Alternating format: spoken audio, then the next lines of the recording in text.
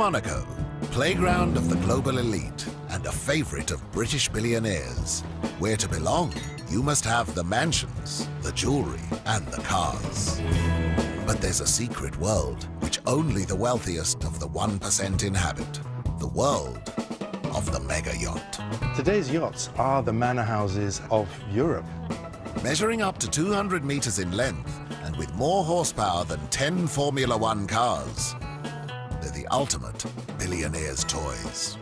Everything you see is bulletproof on this boat. But who are the owners?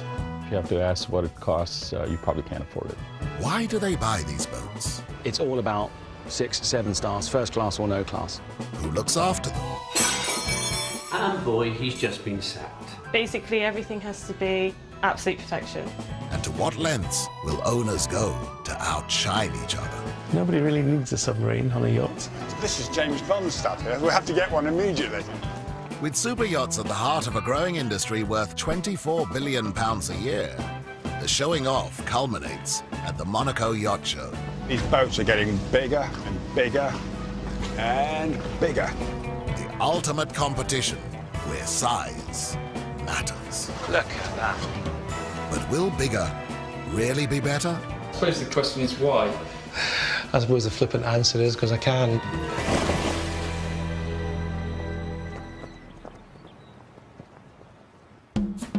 Monaco boasts more billionaires per square metre than anywhere on the planet, and many of them are British. Excitement is growing as 120 of the world's most expensive yachts are beginning to cruise in. All of them for sale at the upcoming yacht show. It's a chance for boating royalty to parade their prized possessions. Mega yachts ranging in length from 40 to 85 metres. One of the tycoons who'll be going to the show is Doug Barrowman. He mainly lives on the Isle of Man. I've got 5 homes around the world, and this is certainly the biggest. Not bad for a rough-house Scots git from Glasgow, really, you know, but there you go. Doug was a chartered accountant, but he's built an empire after setting up his own private equity company. And with millions in the bank, Doug, who's separated, has created the ultimate in bachelor pads in his main home. I think all guys are children at heart, really. We still like to enjoy life and do the things we did as younger men, you know, whether it's play pool, whether it's hang out with your friends playing cards, or just have a good night out, really. I think it's all part of the package, isn't it? Doug loves fine art, fast cars, and the better things in life. But his greatest love is his 55-metre yacht, which cost him over £20 million. That boat is turquoise, a complete replica of what the real yacht looks like. I always like to smile when I go on board and stop smiling only when I leave. Doug holidays on his yacht Turquoise 9 weeks of the year with his family. There she is. Looking good, isn't she? Like most super yachts, Turquoise's hull is made of steel with an aluminium superstructure. It can reach a top speed of 17 miles per hour. You've actually got to just sometimes pinch yourself to say, do I really own this? He employs 13 full-time crew, 52 weeks a year, to provide him and his guests with around-the-clock 7-star service. I never say no to that. Turquoise glasses as well. All the best. You have to spend it on something. There's a limit to how many houses you can have and private air travel, so therefore a lot of people come to the conclusion, I'm going to have one of these. He bought Turquoise second-hand and spent over £3 million completely refurbishing the 4 decks and 10 rooms to his own design. I think I'd have to say that everything you look at's expensive on this yacht. Doug's also added powerful jet skis and underwater scooters. Accessories can cost up to £1 million extra, but he's still not satisfied. Now he's thinking about building a bigger boat. British designer Johnny Horsfield is experienced in helping multimillionaires like Doug spend their money wisely. Well, there's not much missing off this boat, really. I mean, OK, a dedicated gym and a beach club, I think, is probably... And You know, Johnny and I have got to know what each other like, what I like, through endless hours together, really, talking about this boat, designing this boat. I think we've got another boat in us, really. It could cost Doug £50 million. Back in London, Johnny's working on several projects where his clients want bigger boats. Talking about adding another metre into the thing. It started out at something like 85 feet. It's now 105 feet. So it's easy to say, oh, let's just increase it. But actually, it's a heck of a lot of work for us. If they know they're going to have to pay for it, that kind of focuses their minds a bit. And the other thing is, of course, they keep seeing new ideas. You've done all this work, and then, they come back and go, oh, actually, I quite like this now, and this. And so that's And they're staying in the best hotels all the time and going on their friends' yachts all the time. So it's kind of quite competitive, I think, as well. Most owners trade in their super yachts for something new after just 3 years. One person who's also looking for something bigger and better is London property magnate Howard Raymond. So Soho is coming to Monaco. It's not quite Soho to me. Howard inherited an £80 million property empire from his entrepreneur father, Paul Raymond. And now he's worth substantially more. He runs several large companies from his London base. He's in Monaco because his ambition is to take a year out from business and sail the globe. I'm kind of in the market for a slightly bigger boat. This one's 30 metres, and it's great for the med, but it's not much good to go transatlantic or into the Indian Ocean. You need a different type of boat for that. Don't hit that boat. But this Londoner could be a fish out of water at the Monaco Yacht Show. I kind of like rough and ready, like Marseille and Soho and places like that. So this is quite refined here. It's extremely ostentatious, very over the top, but it's very much like going to Vegas. You have to go to Vegas to see it to believe it, and you have to go to the Monaco Yacht Show for a very similar reason. You have to be a little bit loopy to buy a boat, but we make our choice in life. Some people buy wine, some people buy good food, some people buy cars. I quite like boats, so I buy boats. To pursue his dreams, Howard will have a choice of plenty of boats at the yacht show, where there'll be over 120 yachts and state-of-the-art accessories on sale. Rupert Nelson is an ex-British naval officer turned sales broker. Fariban is now arriving into Monaco. He just has to persuade wealthy people like Howard to spend their millions on buying a yacht. Take care. Bye. Spending power is huge on these things. There's no sort of holes barred. They're not going to go down to the Lidls or the Waitroses of this world. They're going to go to the nice suppliers. It's all about 6, 7 stars, first class or no class. Everyone gets a piece of that pie, yeah? I mean, that's our pie. That's what we eat. As a broker, Rupert can make up to 5% commission on sales over £100 million. There is a misconception that selling big luxury toys has got to be a breeze. You go to parties, you chat up all the models. The fact is, owners are difficult, they are rich, they expect to get their own way, and they want to win. So when the owner gets upset, or the buyer starts saying, you're taking the Michael here, you are a shock absorber. Where the two of them would swing at each other, you there take the swinging, you get the hit. And at the very, very end, when the money's about to change hand, the emotion levels are very high, it's not a safe place to be sometimes, and you've got to be very careful. Rupert spends the year traveling the globe to seal his deals. But the Monaco show brings the market to him. This is the biggest boat show probably ever staged. In terms of the combined value of the assets, I suspect you're probably way, way north of a couple of billion euros. And out of all the yachts for sale this year... Thanks, Tibo. Thank you. Rupert has the biggest. That's the money shot. It shows you the size. Measuring 85 meters, with a cruising range of 6,000 miles and costing £130 million, Solange is the most expensive boat at the upcoming show. Ideally, the best client is a billionaire, obviously, because it's 175 million euros. Because if he's an older guy, that could be a plus, because he's ready to retire, chuck it all in, sell the company, buy the yacht. And youth might be good too, because it means he's got somebody who's impatient, a little bit spontaneous. He might say, yeah, I'll have it. Back on super yacht Turquoise, Scottish multimillionaire Doug Barrowman is contemplating costs. In particular, the cost of running a yacht on the high seas. A £15,000 work of art has hit the deck.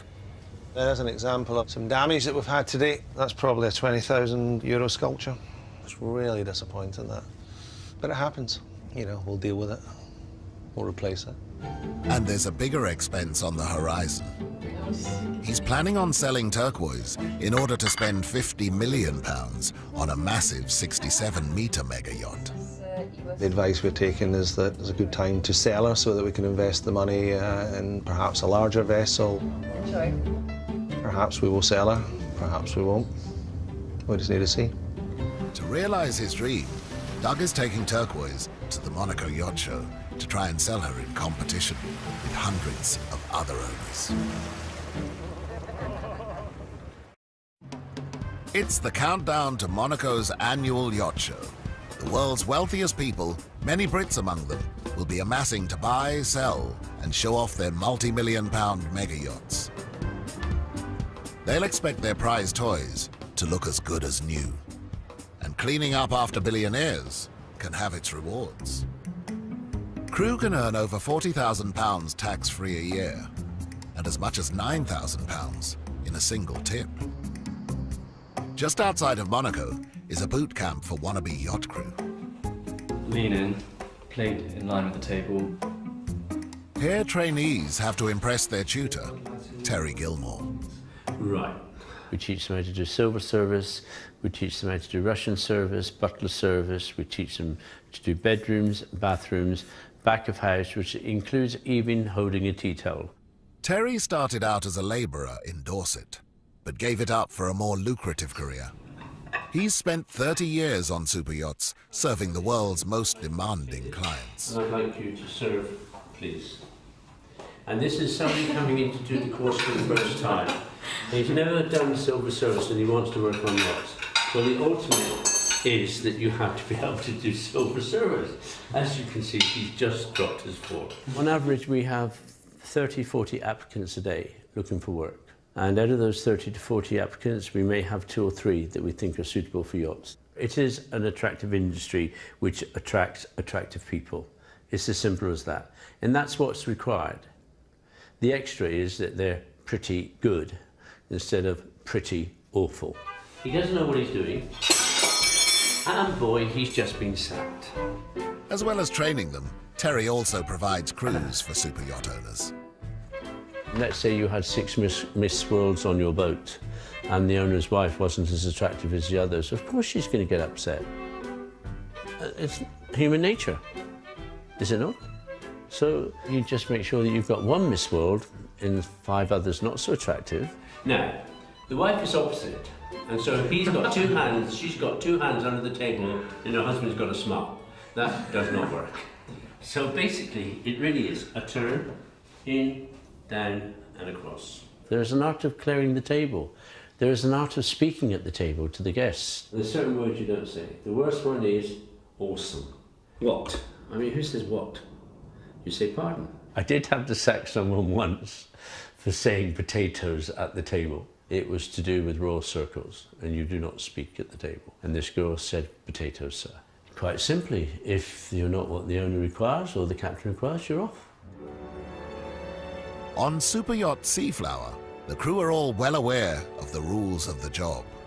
They are busy preparing for the arrival of their thrill-seeking Scottish owner, Lord Irvin Laidlaw.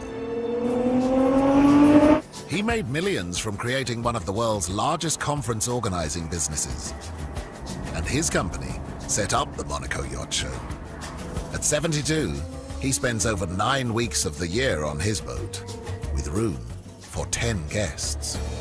First of all, you've got to know that I'm officially retired. So life is meant to be holiday all the time.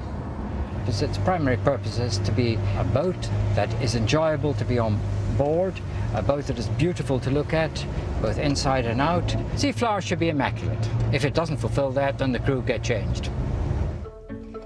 Lindsay from Glasgow is one of Lord Laidlaw's 8 full-time crew, earning nearly £30,000 a year as a stewardess.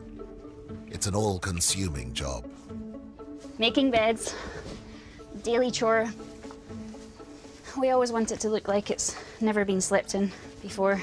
It's what people come to expect on a super yacht. Head stewardess Kaylee, who comes from Bournemouth, earns nearly $40,000 a year. She's responsible for the upkeep of every little item. You have to have an overwhelming attention to detail, and basically everything has to be absolute perfection. Our role is to worry about it and then worry about it some more. In overall command of Lord Laidlaw's boat is Captain Matt. Don't really appear to be moving forward at the moment. When you're trying to manage a floating stately home, any small accident can be disastrous. These particular owners have 3 dogs, standard poodles, so rather large dogs, which are delightful, but dogs bring a whole range of extra issues that one has to deal with, if you need to. What was that? That was a dog accident, which we're not going to be able to remove, so we're going to probably have to put a cut in the carpet here. I've owned boats since 1975. They are extravagant things to own, and you can't justify them in any way whatsoever. So you have to love them, because if you don't love them, you're certainly going to resent the expense. For the man who has everything, a super yacht can become an obsession. Back in the Isle of Man, multimillionaire Doug Barrowman is pushing ahead with his dream to build a 67-metre mega yacht to replace his 55-metre one. I just basically have a passion to build something bigger, really, as an achievement for me personally. Designer Johnny Horsfield has drawn up some plans for a project that could cost £50 million. With so much at stake, expectations are high. In fact, I could sit here, couldn't I? You could. Ooh, I've just lifted the feet off the shoes. You stick those back on, Johnny, otherwise I'll have carpet marks on my handmade silk carpets. This is actually 67 metres, and that was the profile that you were pretty keen on. The beach club works, because that's where people are going to spend most of the day, chilled out down there. I think the larger pool's important, because these days quasi-swimming pools are in vogue. But if you're going to build a boat of this size, it has to have all these ingredients. Doug expects all the mod cons on his new boat. And we talked about at the design stage you were going to build a touch-and-go helipad. Have you incorporated that? I haven't, actually. It's found something that I haven't done. You could say it's more a gimmick than a practical, usable thing, but it's one of those boxes that a yacht of this size could have. Yeah, I mean, it's possible. We can put it on, whether it would really get used. That's a nice problem to have. It was good to see you. Excellent, thank you very much for your time. Always nice of you to sell cocktails and dreams. Oh, it's not. See you. All the best for now, Johnny. Cheers. Bye. It's back to the drawing board for Johnny. He's designed over 20 mega yachts and is well aware that despite the owner's aspirations, bigger isn't always better. You get limited on where you can go. You know, you can't get into every marina in a 80 metre. If you like, the limit in Saint-Tropez is something like 50 metres. So you think, oh, guy's only got 50 metre, but he's the one sat in Saint-Tropez having a party, whereas you're out bobbing around, you know, in your 80 metre, you know, with no friends. But for some owners, bigger is better. Kismet 2 was one of the biggest boats exhibited at the Monaco Yacht Show last year and is owned by American billionaire Shad Khan. If you have to ask what it costs, you probably can't afford it, so. He arrived in Chicago from Pakistan in 1967 as a penniless 16-year-old, took an engineering degree and started up a company making car bumpers. Khan's bumpers are now attached to 2/3 of all American cars. In a very small way, this is a microcosm of the American dream. His net worth is estimated at almost £3.5 billion. He owns Fulham Football Club and the Jacksonville Jaguars American football team. But his biggest challenge was building the 95-metre Kismet 2 with a gross tonnage weighing the same as 66 blue whales. A lot of times, size becomes a factor. Shad had a vision for 5 decks, 8 staterooms, a personal wellness centre, and a helipad. And he also had a clear idea of the colour scheme. For lack of a better word, I would say champagne and caviar. that it's light and dark. You know, it took really not only a village, took a city to build it, and I'm very proud to be part of it. Pascal Raymond and Brit Jason Macquarie were responsible for the interiors. They haven't seen Kismet 2 since it was fully completed. No, this is really good. It reminds you a little bit of the deco that you have when you used to cross the Atlantic. So it's a touch of glam and elegance. If you look at the staircase, every lady with a beautiful evening dress would like to go down the staircase to join the group and have a drink. We bring a dream. They're here to inspect an elaborate chandelier fitted after the yacht was launched. Fantastic. We had this space between the glass lift. It was a nice way to bring some color, some light.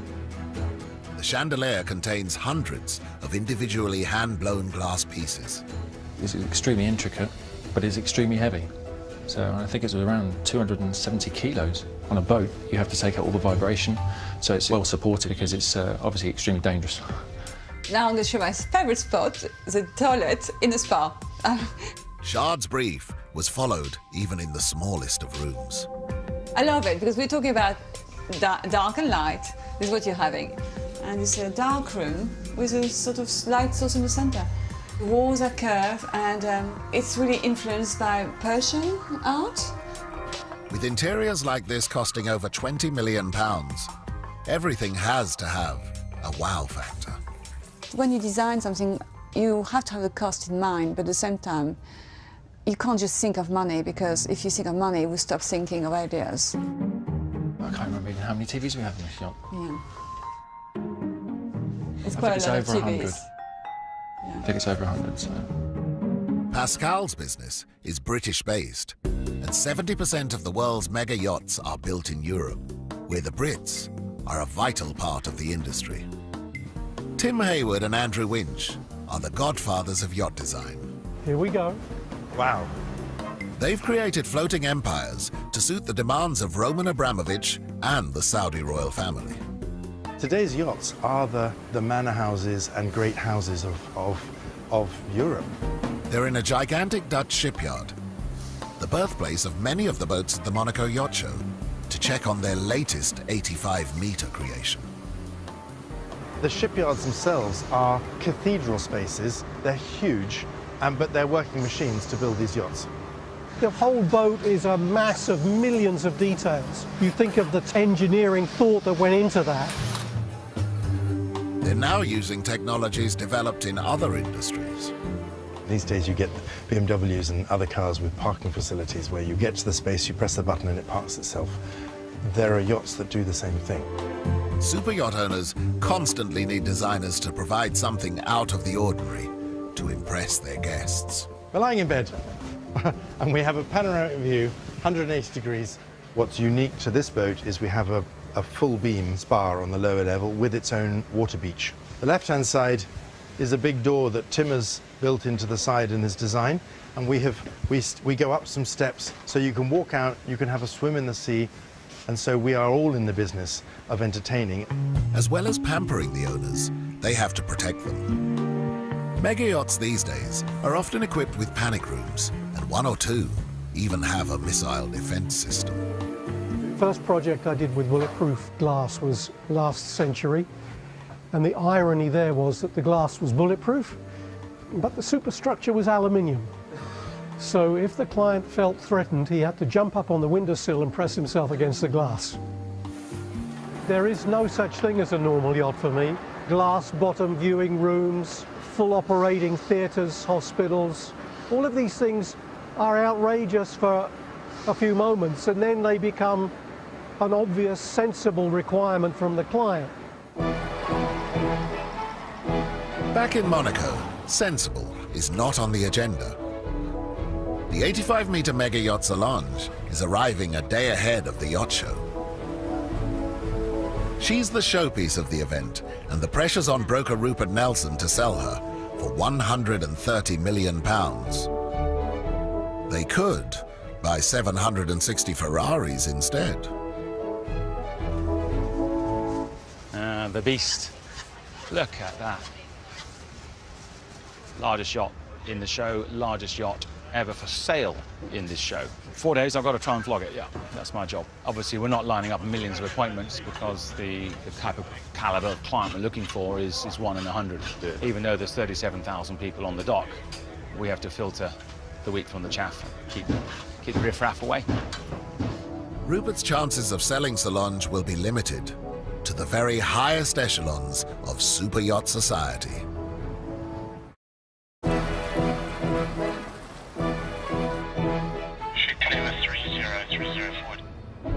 Monaco Yacht Show is about to open for business. It's the one time of the year that over £2 billion worth of super yachts will be on show for prospective buyers to inspect. A mooring alone costs £50,000. His Royal Highness of Monaco Prince Albert II's arrival signals the start of the 4-day event. Hundreds of British businesses are also here, hoping to persuade billionaires to buy into the yachting dream. This is our very latest creation that is made in England. It's English fine bone china, cobra skin, and it's not only available in white gold, we've got the very latest rose gold. A dinner service such as that, for a 14, 16-seater dining table would be in excess of 6 figures. This year, there are 120 yachts up for sale, each with their own unique features, but all competing for that elusive buyer. Multimillionaire Doug Barrowman is looking to find someone who'll love his yacht turquoise as much as him. Selling it for £20 million will allow him to build a bigger boat. It's one of those things we ask the people to judge the yacht on our merits, and if somebody wants to buy her and pay the right money, then I'm a reluctant but willing seller. Broker Rupert is hoping to make the biggest sale of all. Measuring 85 meters and costing £130 million, Solange is the biggest and most expensive yacht at the show. A former Navy lieutenant, Rupert's now spent 25 years as a broker, finessing the etiquette required to sell to the world's wealthiest. They have an expectation when they walk into a hotel room. It is. They want that service. They won't click their fingers, hopefully, but the smart, shall we say, provider, not servant, the provider of that service, be it a yachty, broker, myself, captain, crew, knows and expects what they want and therefore anticipates, and that's why they never have to click their fingers. British entrepreneur Howard Raymond is also in the market for a deal. He's looking for adventure, and he's willing to spend up to £15 million of his substantial fortune. You never sort of play your hand. So, so it's like, oh, I must have it immediately. But it seems that every time I see a boat I quite like, everybody and his mother wants it. So it's been on the market for 4 years, and now everybody wants the boat. He could be in luck today, as rookie broker Henry Smith is looking to make a quick sale on an £8 million yacht. But is this the boat of Howard's dreams? Hey, Henry, morning. Morning, Howard. How are you? You well? Very good, how you doing? Hi, not too bad, not too bad. It represents a very, very, very good deal, and as we know, everyone loves a good deal, so we'll see what we can do. At £8 million, it's relatively cheap. Certainly one of the best. But Howard still expects the best in design and accessories. There's a full rubber shower, which goes rigid when you put water through it. All right, okay. Handy for cooling down on deck. Yeah, okay. I must buy it immediately. And then there's the question of the previous owner's taste. This is the master cabin forward. Then here is the bathroom. Typical Italians having a really funky bathroom. You can almost certainly tell when you walk into an Italian bathroom, always, because they always have annoyingly shaped sink, i.e. it's not rounded, which means it's very, very difficult to clean, and not your friend if you're trying to use a cloth, that's for sure. But at the end of the day, Howard's not cleaning the bathroom. It's quite a nice bathroom. Whilst that is very true, Howard's person who's cleaning the bathroom might also be going to be serving Howard a drink. I mean, a lot of the new boats now are sort of designers who've never been to sea, who are designing what they think a boat should be. With lots of sharp edges so that when you bang your head or your legs when you're at sea, it really hurts. A lot of them are statements, and I'm not looking for a statement. I'm looking for a boat that is comfortable, is homely, and ticks all my boxes. It's not for me. The search continues, yeah. Getting the yacht you really want means paying tens of millions of pounds and building from scratch. Pascal Raymond and her design partner Andrew Langton are at their Riviera beach house. Cross between James Bond and 15 Gun.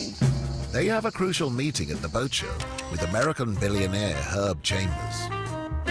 He left the Navy to work as a photocopier repairman and bought a Cadillac dealership after being disappointed with the service. The 72-year-old car dealer is now believed to be worth £1.2 billion. He's had 7 yachts and wants to see designs for an 8th. He wants it to look elegant and fast. We're onto something which is getting him excited and whetting his appetite. Herb spent over $300 million on yachts and expects the best for his buck. I have clients who can remember every word, every conversation you've ever had with them. They are incredibly intelligent people, so they keep you on your toes, you know? So you can't bullshit anybody. Hey, Andrew, Pascal, how are you? Each year that goes by, the boats become much more custom. You want to stay on the leading edge of design. I think that's an incentive in wanting to get a new one. I've come up with 3 sketches of a 60-metre version. Even more racy, even more sporty. This one's got a sun deck and then like a big roof. I think we can make something really, really special looking. Well, again, I'm trying to think of something where I can still get it the same parts, but have something different, you know? Before Herb spends any of his millions, he'll have to be convinced his new yacht is unlike any other. And I can put the rescue boat down here, under the deck. Ah, I see, okay. Owners don't care about what other people have. It's not true. No, everybody wants to have a nicer boat. There's one thing's for sure. You'll never, ever have the biggest boat. He may not want the biggest, but he wants to see all the extras. Yeah. Then this is like a hot tub. So if you did want to have a helipad, we could fill that in and just have the sun deck. So you got 3 cabins plus a gym. Yeah. Or it could be a full cabin. It could be a full cabin. We can do big glass panels here as well. This is different, huh? But it's actually, you get the look of this. Nice big saloon here. But a different scale. Inside, outside. But again, we don't have to do that. We can do something different. This is only the beginning. It could be years before Herb's satisfied with the design. They don't try to push their ideas on me. They try to give me ideas that I think are mine, and then they develop them to something that really turns out to be beautiful. Bye-bye. Like many billionaire owners, Herb rents his boat out to other wealthy holidaymakers. It's called chartering. A week's break on the largest mega yachts for 12 people can cost up to £1 million. Howard Raymond also charters his yacht and is always on the lookout for accessories to outdo the competition. And why not a state-of-the-art mini submarine? Well, this is next year's toy, isn't it? For charter guests.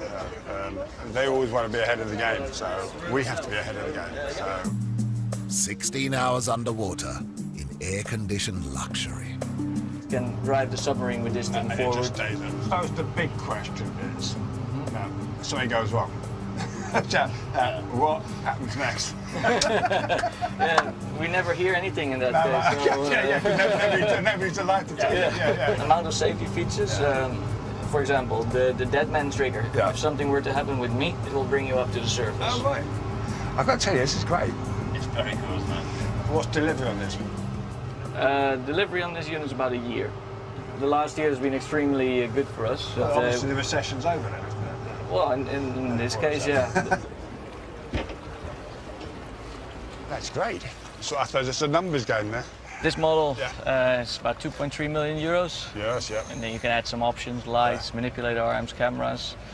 So, but it includes training and everything you need to operate it. Right, okay. Yeah, so the smaller one is what?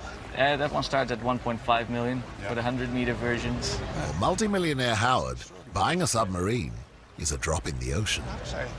Hugely unreal. I thought you were going to say something scary.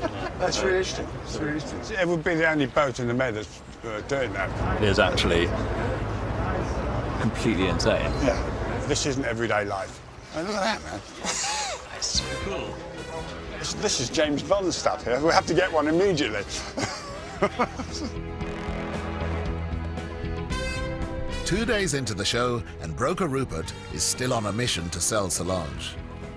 At £130 million, it's the most expensive yacht in town. Potential buyers have loved the jacuzzi and cinema deck, but they haven't been so keen on the first room they see, Solange's elaborate main lounge.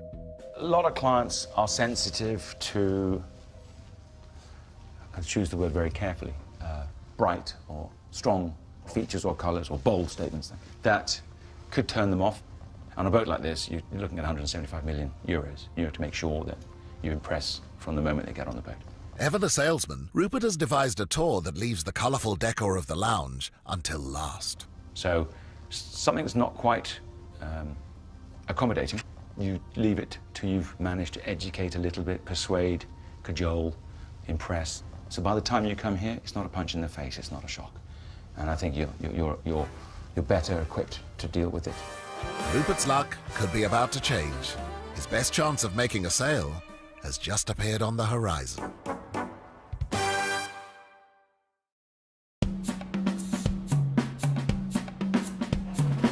The Monaco Yacht Show is into its fourth and final day. Over 30,000 people, many of them British, are attending. They're all keen to take a peek inside the 120 floating homes of the super rich up for sale. Brokers like Rupert Nelson have to be able to spot the serious buyers, the 1% of the 1%. The watch might give it away, jewellery might give it away. I mean, there's no way he's bought his wife a $5,000 engagement ring. She'll have something with several carats. It sounds a bit sort of voyeurism. You've got to look at them and ogle a bit, but you're looking at the cut of the hair, the way the face is. Does it show it's been lived in, or has it actually been looked after, you know? So far, only 30 exclusive visitors have been allowed to come aboard the £130 million boat Solange. Even Lord Sugar, with his estimated £1.4 billion, doesn't seem to have been tempted to buy the boat. But all is not lost.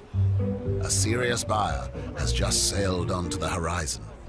A secret American billionaire has sent his British representative to buy him a yacht. But Rupert's worried Solange's overly purple main lounge could be a turn-off. Time for Rupert to put his cunning tour plan into operation. What we're going to do, we'll start at the top, so it's a bit of a hike, and then we spiral down. It's much easier. Rupert's starting his tour upstairs, leaving the yacht's main lounge until last. Let's start with the sun deck. Come evening time, we put up an awning or not, we have a cinema screen, and then when the film's ended, you've got your disco, dance floor, and that white box there is a mixing desk. You have a pole? You could have a pole, there's a fitting. You could have a pole. Billionaires care about the finer detail, so Rupert has had to memorize everything about the 85-meter boat. So obviously you've got your gymnasium, you've got a fully functioning massage, closing off. This is a steam room, there's a shower behind me. You can come in behind me, there's a door there. Again, go back to the bar and have a few beers. I look forward to it. It's a healthy lifestyle. It's all about getting the alcohol out of the body, so you can carry on doing it again. 12 guests, max? 12 guest commercial. There are 7/8 bedrooms. Time to test the water with the feature chandelier. The biggest ever made for a mega yacht. 15 meters long, stretching through all 6 decks. This is called the Tree of Life. There are over 800 Morena Venetian glass, handmade. Jack and the Beanstalk. I say do it slowly because if you see guys walking around the show like this, you know they've been on Solange. Well, that's what you think of the yacht. Very intricate. It's Rupert calling. Beautifully made. And probably the super yacht on the market at the moment. Every time you say 175 million and you're walking around this boat, you're actually getting a feel for what you get. You go, actually, it's quite justifiable. If you go on some of the other yachts in the show, you know, the volume is 1/3. Potential owners also have to consider the £10 million yearly running expenses. 3 generators, he has 220,000 litres of fuel. Just turning on the engine without moving can cost £2,000. 90 meals a day in its current operation. There's 29 crew on board. So here we are, the beach platform. The sea bobs are out. Only the purple salon remains, and Rupert's ready to soften the blow. By the time you get here, you realise, you know what? I can change this. Purple's not a bad colour. You never live inside a yacht, you live outside a yacht. Everything about this boat is a labour of love. All these units you see, like them or don't like them, they're handmade for this boat. They weren't picked off an antique store. Patter seems to be paying off. Most owners are very detail-orientated. The glass here on this table, the craftsman that made that is truly an artist on his own. People ask you why it's 175 million. Well, you've got to pay 6 guys for 3 years to do some glass and tables. Once you start thinking of it in those terms, suddenly it starts to make sense, if 175 million ever makes sense. His apartment in New York is very similar in style and detail. He's had 5 yachts so far, and now he wants to go world cruising, but they want to do it at the level that they now live at, and this is exactly where they're at. To try and seal the deal, Rupert can offer a small discount. She's not going to sell for under 150. She'll certainly sell for 160. Despite Rupert's efforts, there's no immediate sale. The agent wants to have a think and talk to his boss. We have had offers. They haven't been accepted. But offers buy yachts, so you've got to start somewhere. Rupert's big payday may have to wait. And when the sun sets over the Monaco Yacht Show, the exclusive boat parties begin and business continues. Howard's using it as an opportunity to view another boat to fulfill his dreams. I'm actually socialising, but like any boat here, it's actually for sale. So perhaps a bit of both, wandering around the boat, having a little eyeball, and well, I get too pissed in case I end up getting my checkbook out. So I have to be a bit careful with that one. Howard wants to take time out from his multi-million-pound empire and buy a yacht in which he can travel the world. Nice homely sort of saloon lounge area and going into a formal dining. While Howard may be looking to buy, at another party, Doug Barrowman is in the market to sell. There's lots of flashing lights, there's lots of people on the top deck, and we'll give it a try and see how we get on. Yeah? He's rubbing shoulders with guests worth £100 billion, which gives him the chance to promote Turquoise, the yacht he wants to sell. What a beautiful boat. You like it? I do, actually. We've got Turquoise over there, which... Oh, okay. Britt Nicholas Frankel specialises in organising super yacht parties where the wealthy can gather and talk business. Gorgeous. You know Vera? There are no sacred places where these uber-wealthy people hang out. And that's where super yachts become even more valuable, because they are still sort of bastions of what they would describe as sort of civilization. The Yacht Show gives Doug the opportunity to mingle not just with the uber-wealthy, but also the uber-powerful. The Mongolians have arrived. Good evening. Good evening. Minister, lovely to see you. Even the Mongolian foreign minister has been invited to sample the lifestyle of the rich and famous. Wow, you've come a very long way, haven't you? Yeah, that is a long way. Unfortunately for Doug, the Mongolian minister is somewhat restricted from buying a super yacht. Have you got a boat? Mongolia is a landlocked country. I don't know where I use the boat. It's better I buy horses. I have many horses.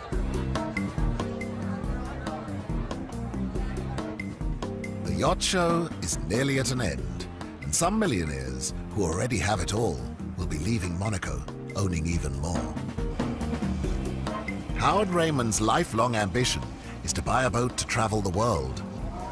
Having come to the Monaco Yacht Show, he's now one step closer to buying the boat he needs. We've identified 2 potential boats. that sort of semi-fit the criteria. Even if he gets one, like any self-respecting multimillionaire, he will still have to refurbish it to his own specific tastes. It's not like you pop down to the garage and get a car and I say, oh, I'll have that one, and you get it tomorrow morning. These are complicated beasts, extremely complicated beasts. So it's if it was all okay today, signed, sealed, delivered and done, I wouldn't expect to see it for at least 2 years. Doug Barrowman is going to have even longer to wait for his new, bigger dream boat. Over the 4 days, he's had over 30 prospective buyers tour Turquoise. It's quite off-putting, really, because you're trying to live on the yacht and they're trying to see every nook and cranny, you know, short of looking in your underwear drawer, really. He's had significant interest, but it could take at least 6 months to seal a deal. Actually, coming to the end of the show, it's hard work, isn't it? I'm quite happy to be winding down.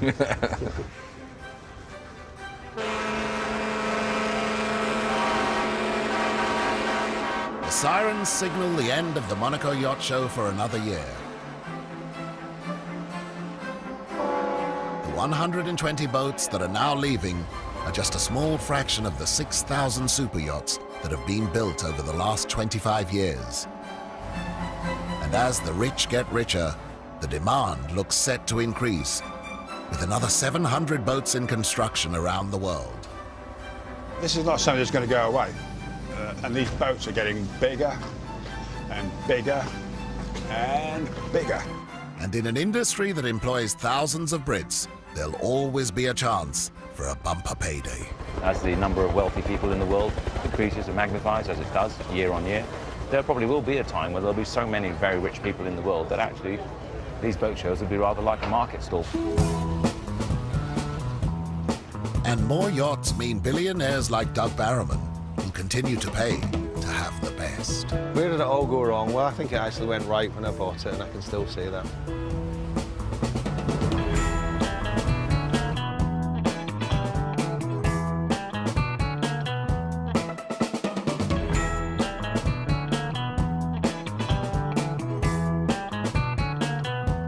Well, next Sunday at 8, the engineering behind Hitler's supergun wasn't really powerful enough to destroy London. On the way next tonight, Queen is in real trouble. Just who is this good Samaritan? An intense homeland on the way.